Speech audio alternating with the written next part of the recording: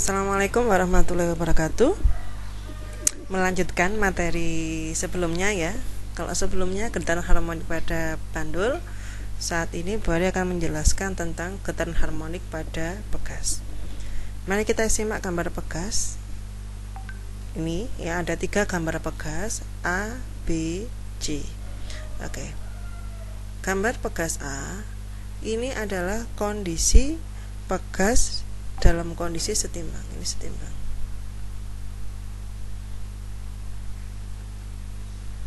Oke. Sedangkan gambar B ini adalah posisi pegas ketika meregang. Ini meregang. Dia ditarik ke bawah. Sedangkan pada gambar C ini adalah kondisi pegas yang memampat. Ini memampat. Jadi memampat ini pegasnya didorong ke atas. Oke. Perhatikan di sini. Di sini ada istilah gaya FP atau gaya pemulih. Perhatikan. Ketika di posisi B, pegas ini disimpangkan ke bawah. Nah, gaya pemulihnya berarah ke atas, sehingga kembali ke posisi seimbang. Kemudian sebaliknya di gambar C, pegas ini disimpangkan ke atas titik setimbangnya atau didorong ke atas, ya, ditekan ke atas. Nah, gaya pemulihnya berlaku sebaliknya, bekerja berarah ke bawah. Besarnya gaya pemulih ini sebanding dengan simpangan yang diberikan dan tingkat kekakuan pegas.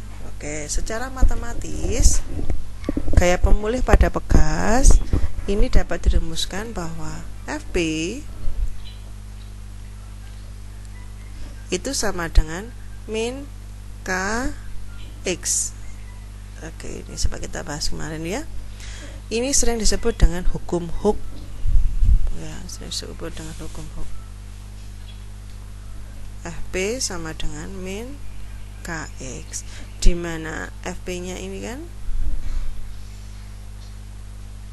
FP-nya adalah gaya pemulih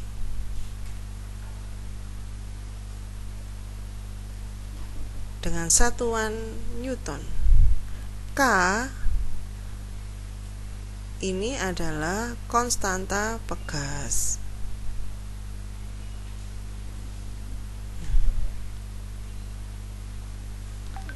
Konstanta pegas ya.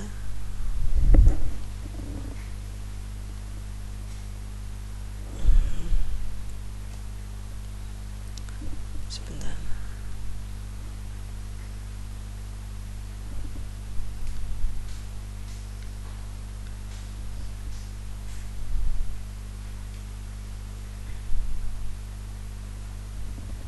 Konstanta pegas ini menandakan tingkat kekakuan dari suatu pegas, tergantung dari bahan pegas, apakah dari baja, dari besi, apakah dari aluminium. Ya, satuannya adalah Newton per meter. Terus X-nya adalah simpangan pegas.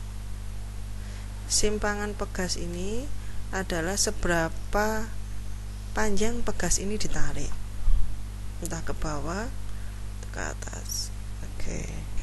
Satuannya meter. Nah, perhatikan di sini. Nilai FP bernilai negatif. Sudah tahu kan penyebabnya? Kenapa kok nilai negatif?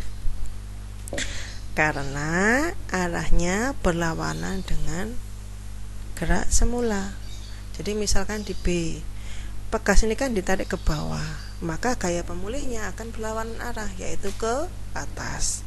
Sama dengan yang di C, pegasnya didorong ke atas, maka gaya pemulihnya akan menuju bawah, arahnya selalu berlawanan arah, makanya FP itu bernilai negatif. Oke, lanjut kita bahas contoh soal berikut. Oke, ini ada contoh soal. Beban bermassa 500 gram digantungkan pada pegas yang memiliki konstanta 200 Newton per meter. Setelah posisi setimbang, pegas ditarik sejauh 5 cm, lalu dilepaskan hingga bergetar. Tentukan besar dan arah gaya pemulih yang bekerja saat beban berada pada posisi 3 cm di titik setimbang. Oke. Kalau ada salah seperti ini, mari kita tulis dulu ya. Diketahui apa dulu di sini? Diketahui massa beban sama dengan 500 gram. Ini sama dengan 0,5 kg. Nilai K-nya 200 Newton per meter. Pegas ditarik sejauh 5 cm.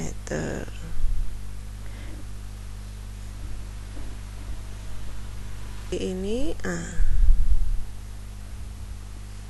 A-nya 5 cm. Terus yang ditanyakan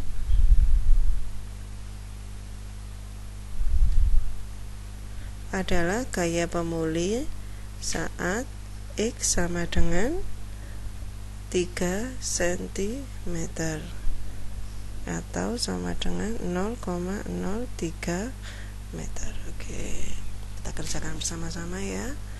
Perhatikan, tidak semua besaran yang kita ketahui ya di soal itu digunakan semuanya dalam perhitungan atau dalam penyelesaian masalah di sini. Perhatikan di sini ya. Jawab.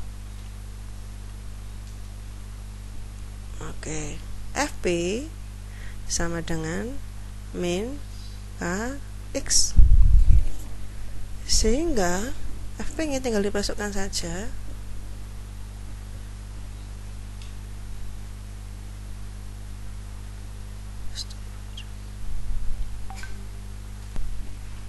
Oke, kembali lagi ya. Mohon maaf ada kendala tadi. Oke, berarti ini sama dengan min K-nya tadi berapa? 200 kali 0,03. Ketemu FP-nya sebesar 6 Newton. Sudah ya. Hanya ini saja. Loh, bagaimana yang A tadi? Seperti yang saya jelaskan sebelumnya. Tidak semua besaran yang diketahui di dalam soalnya itu digunakan untuk menjawab permasalahan. Oke. Sekian, kita lanjutkan materi selanjutnya. Terima kasih.